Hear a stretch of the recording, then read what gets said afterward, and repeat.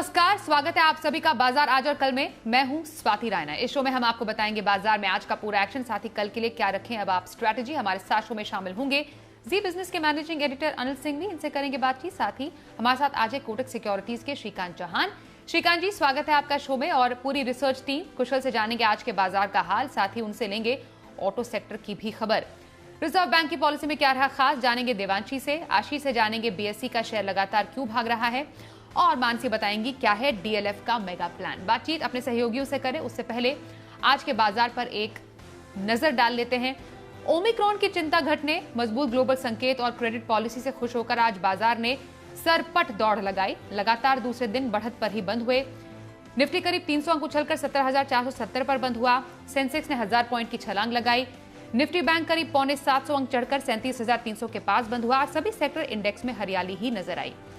FIIs DIIs की तरफ से क्या डेटा सामने आया है, समझते हैं। एफआईआईज विदेशी संस्थागत निवेशकों ने आज कैश मार्केट में करीब 579 करोड़ रुपए की बिकवाली की है, तो वहीं डीआईआईज की तरफ से 1,735 करोड़ की खरीदारी के आंकड़े सामने आए हैं।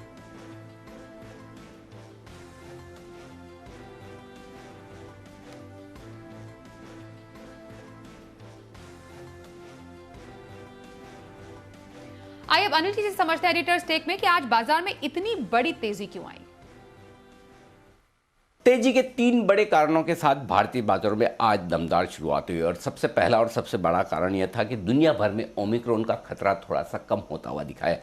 कल डब्ल्यूएचओ की तरफ से देर शाम जो रिपोर्ट आई, जिसमें फाउची साहब ने ये कहा कि ओमिक्रॉन डेल्टा वेरिएंट जितना खतरनाक नहीं है, बस इसी ने दुनिया भर के बाजारों में जोश भरा। तो पहला ओमिक्रॉन का डर कम होना, दूसरा अमेरिकी बाजारों की दूसरे दिन लगातार दमदार तेजी। डाउ से लेकर नैस्डैक और रसेल 2000 सारे इंडेक्स इतने तेजी से भागे कि पूछिए मत। तो ग्लोबल मार्केट्स में 2 दिनों के मजबूती के संकेत। और तीसरा सबसे बड़ा कारण था जो भारतीय बाजारों का अपना था, वो एफआईज की तरफ से वायदा कारोबार में खरीदारी के आंकड़े। बड़े दिनों बाद एफआईज ने इंडेक्स और स्टॉक फ्यूचर्स में फिर से खरीदारी की। हालांकि कैश मार्केट में एफआईज की बिकवाली का आंकड़ा फिर भी आया, लेकिन जो खरीदारी थी वो कैश मार्केट में एफआईज की बिकवाली से ज़्यादा घरेलू फंड्स की खरीदारी थी, 2,500 करोड़ से ज़्यादा की। और दूसरा, जो कुछ भी वायदा कारोबार में एफआईज ने खरीदारी की वो कैश मार्केट में बिकवाली से ज़्यादा थी। तो इन सब के चलते बड़ा जोश आया, और अब इस जोश में आग में घी डालने का काम किया ओवरसोल्ड मार्केट में।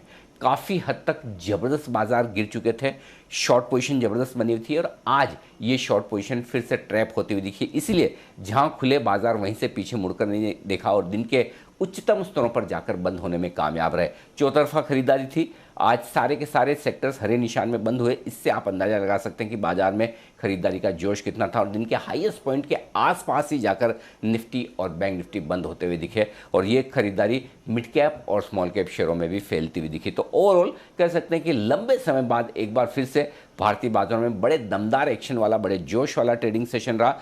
इन सब में एक और बढ़िया ट्रिगर जो बना बाजार खुलने के बाद वो था आरबीआई की क्रेडिट पॉलिसी का। तो जब ये 4 कारण मजबूती के थे, तो इसमें 5वां पंच जो आता दिखा गवर्नर साहब की पॉलिसी के बाद। पॉलिसी में गवर्नर साहब ने किसी तरह के कोई लिक्विडिटी को टाइट करने के संकेत नहीं दिए, ब्याज दरों को लेकर या फिर ग्रोथ को लेकर, महंगाई को लेकर कहीं कोई डराया नहीं, बस बाजार को इतना ही चाहिए था। तो ये सारे आज 5 बड़े कारण थे जिनके दम पर भारतीय बाजारों में लगातार दूसरे दिन शानदार तेजी बनती हुई दिखी।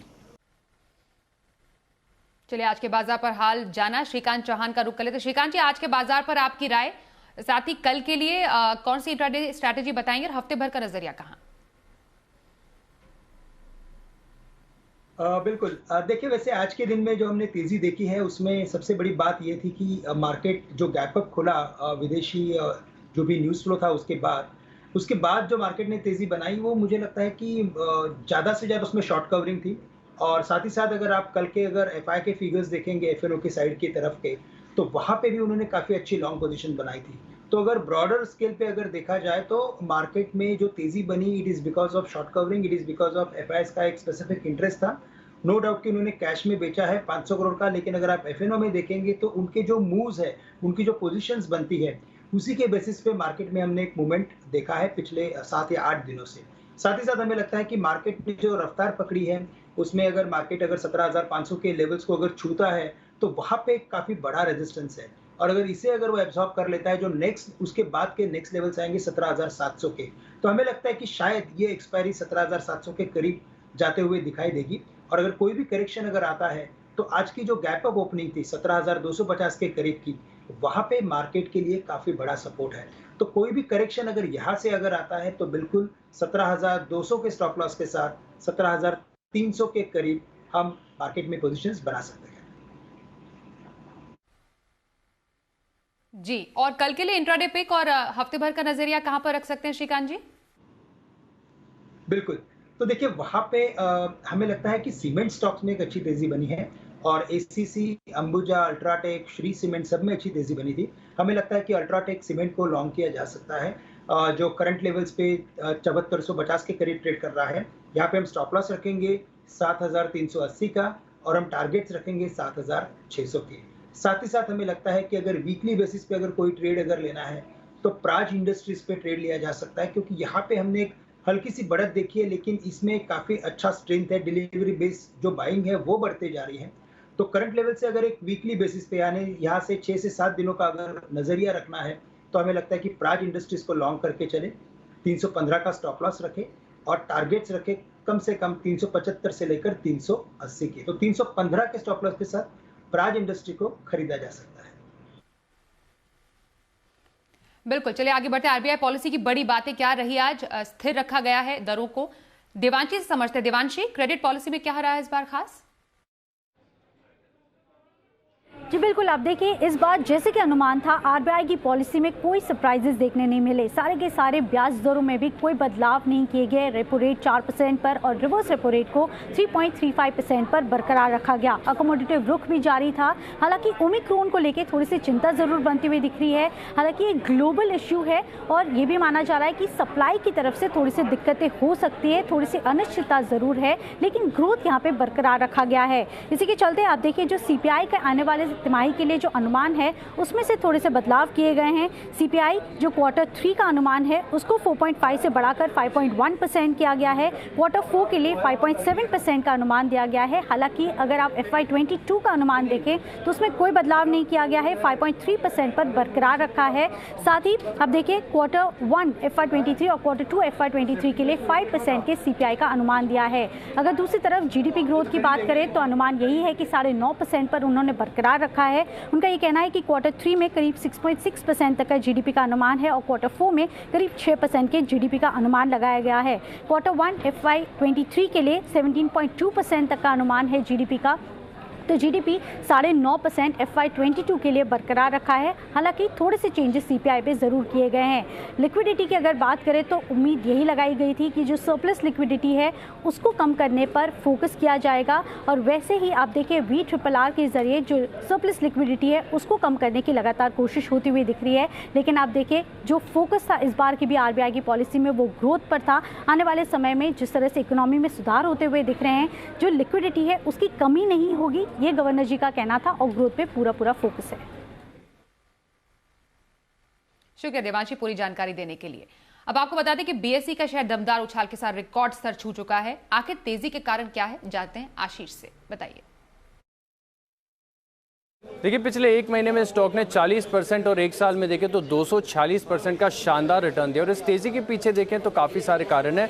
सबसे पहले आप देखिए कि एनएसई का जो आईपीओ आने वाला है इसके चलते अनलिस्टेड मार्केट में जो इसकी प्राइस कोट किए जा रहे हैं काफ़ी ऊंचे किए जा रहे हैं। 3500 से 3800 का भाव जो है एनएसई के स्टॉक के लिए कोट किया जा रहा है और उसके मुकाबले अगर आप देखें तो कहीं ना कहीं बीएसई के जो वैल्यूएशन हैं सस्ते माने जा रहे हैं। इसके चलते कि जो कैचअप रैली है वो बीएसई के स्टॉक में देखने को मिल रही है। इसके अलावा भी अगर आप देखें तो बीएसई के जो फंडामेंटल्स है काफ़ी शानदार है। कंपनी कैश रिच है, करीब आप देखें तो 2800 करोड़ की नकदी है, जो इनके पास 20% CDSL की हिस्सेदारी है। इसकी वैल्यू भी अगर आप निकाल के देखो तो 3000 करोड़ से ज़्यादा की आती है और बीएसई लिमिटेड का जो मार्केट कैप है वो करीब 9000 करोड़ के आसपास है। लेकिन इनकी जो सब्सिडरीज हैं वो भी काफ़ी बढ़िया प्रदर्शन कर रही हैं। मिसाल के तौर पर आप देखें तो बीएसई स्टार म्यूचुअल फंड, जिनका म्यूचुअल फंड ट्रांजैक्शन प्लेटफॉर्म है, इसमें करीब 80% का मार्केट शेयर ये होल्ड करते हैं और अक्टूबर के महीने में आप देखें तो रिकॉर्ड ट्रांजैक्शन इन्होंने दर्ज किए थे। करीब 43,000 करोड़ के जो ट्रांजैक्शन हैं इस प्लेटफॉर्म से दर्ज किए गए थे और इसी के चलते हम देख रहे हैं कि बाजार इनके स्ट्रॉन्ग फंडामेंटल्स को फैक्टर इन कर रहा है। लगातार तेजी देखी जा रही है और माना जा रहा है कि स्टॉक जो है आगे भी बढ़िया रिटर्न्स देगा। आइए अनिल जी से समझते हैं कल के बाजार पर अहम स्ट्रैटेजी। जहां तक कल का सवाल है, हमारे बाजारों के बंद होने के वक्त डाउ फ्यूचर्स लगभग 50 पॉइंट ऊपर ट्रेड कर रहे थे। तो देखते हैं लगातार 2 दिनों की तेजी के बाद अमेरिका में हो सकता है थोड़ी बहुत प्रॉफिट बुकिंग आए तो आए भी, कोई बड़ी बात नहीं है। कल सुबह डाउ फ्यूचर्स देखेंगे और उसके दम पर हम खुलेंगे, लेकिन हमारे लिए सपोर्ट रेंज ऊपर की तरफ शिफ्ट होती दिख रही है। अब कल के लिए 17,350 17,400 मजबूत सपोर्ट का काम करेगा और ऊपरी स्तरों पर 17,550 से 17,600 की तरफ जाने की कोशिश निफ्टी की हो सकती है। बैंक निफ्टी का जहां तक सवाल है, लंबे समय बाद 37,000 के ऊपर हमने क्लोजिंग देखी। जो अब बेस है बैंक निफ्टी के लिए वो 37,700 37,850 पर आता हुआ दिख रहा है। माफ कीजिएगा, 36,750 36,850 अब बैंक निफ्टी पे कल के लिए सपोर्ट के तौर पर काम करेगा और एक बार 37,500 को पार करने के बाद बैंक निफ्टी भी 38,000 की तरफ जाने की कोशिश कर सकता है। तो दोनों ही इंडेक्स ऐसे लेवल पर बंद हुए जहां से अगर थोड़ा सा सपोर्ट मिला, और वो सपोर्ट क्या चाहिए, ग्लोबल मार्केट स्टेबल रहें, ज़्यादा गिरे नहीं, उतना भी काफ़ी है, ओमिक्रॉन को लेकर कोई खराब खबर ना आए, और तीसरा अगर आज के सेशन के एफआईज के डेटा कल जैसे आ गए या थोड़े बेहतर आ गए तो फिर कल हफ्ते की एक्सपायरी के दिन बाजार कमाल करने की तैयारी कर सकते हैं। तो मेक और ब्रेक वाला सेशन होगा। अगर बाजारों को रेंज के ऊपरी सिरे पर करेक्शन देना है तब भी यही लेवल ठीक है, और इस करेक्शन को पूरा करके 18,000 की तरफ जाने की अगर बाजार की इच्छा है, ताकत है और डायरेक्शन है तो ये भी कल के सेशन में पता चलेगा। और कल ही हफ्ते की एक्सपायरी भी है, तो भरपूर एक्शन के लिए कल सुबह आपसे फिर होगी मुलाकात। आइए बढ़ते हैं आगे और देखते हैं कल का ऑप्शन।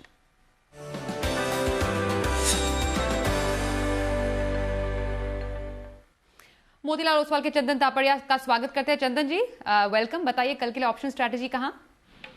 जी नमस्कार। देखिए, बाजार ने पिछले 2 दिनों में काफी अच्छा रिकवरी देखने को मिला है और बैंक है वो यहाँ पे लीड करते हुए नजर आ रहे हैं। बैंक निफ्टी ने काफी अच्छी रिकवरी देखी है, तो हम यहाँ पे 2 बैंकिंग ट्रेड ही देना चाहेंगे। पहला ट्रेड रहेगा एचडीएफसी बैंक का 1560 का कॉल। एचडीएफसी बैंक ने यहाँ पे एक bullish head and shoulder pattern बना है जो इंडिकेट कर रहा है कि पॉजिटिव मूव बनना चाहिए। तो 1560 की एचडीएफसी बैंक की कॉल ले 23 रुपए के आसपास ये बंद हुई है। 14 रुपए का स्टॉप लॉस लगाइए, ऊपर में लगभग 40 रुपए तक के टारगेट आपको यहाँ पे मिलने चाहिए। वहीं दूसरा ट्रेड रहेगा एसबीआई पे। एसबीआई काफी दिनों के करेक्टिव मूव के बाद अब बॉटम आउट हुआ है और लगभग 510 तक का मूव दिखाना चाहिए। तो 500 का कॉल ले 8 रुपए में 4 का स्टॉप लॉस और ये प्रीमियम डबल होकर लगभग 16 रुपए तक का टारगेट दिखाना चाहिए। बहुत शुक्रिया चंदन जी शो में शामिल होने के लिए। श्रीकांत जी आपके पास आ रहे लॉन्ग टर्म स्ट्रैटेजी के लिए कौन से पिक? तो देखिए, लॉन्ग टर्म स्ट्रेटेजी के लिए अगर कोई स्टॉक लेना है तो हमें लगता है कि ग्लैक्सो को लेना चाहिए, और उसका रीजन ये है कि उसने पिछले 4 या 5 साल का जो एक कंसोलिडेशन था, एक रेजिस्टेंस था, उसे उसने एब्जॉर्ब कर लिया है और उसकी जो क्लोजिंग हुई है आज की वो 1850 के करीब की है। अगर इसके बाद के अगर लेवल्स देखें तो 1930 1940 के हैं, लेकिन जैसे कि ये लॉन्ग टर्म कंसोलिडेशन को ब्रेक करते हुए ऊपर जा रहा है, अगर आप इसके डिलीवरी बेस्ड वॉल्यूम को देखते हो तो वहां पे हमने बढ़त देखी है और साथ ही साथ इसमें मोमेंटम भी आ चुका है। तो हमें लगता है कि इवेंचुअली अगर यहाँ से 8 से 12 महीने का अगर व्यू लेते हैं तो हमें लगता है कि ये स्टॉक 2200 2250 के करीब जा सकता है। और अगर इसमें अगर कोई शॉर्ट टर्म अगर कोई स्टॉप लॉस रख के अगर काम करना है तो 1750 का स्टॉप लॉस रखें। लेकिन हमारी राय ये है कि आप करंट लेवल्स पे खरीदे, थोड़ा अगर और करेक्शन आता है तो खरीदे, और इसके ऊपर आप एक लंबी अवधि का नजरिया रखें। 2250 के टारगेट्स के लिए ग्लैक्सो को खरीद सकते हैं। ग्लैक्सो में लॉन्ग टर्म की खरीदारी करने की सलाह श्रीकांत जी।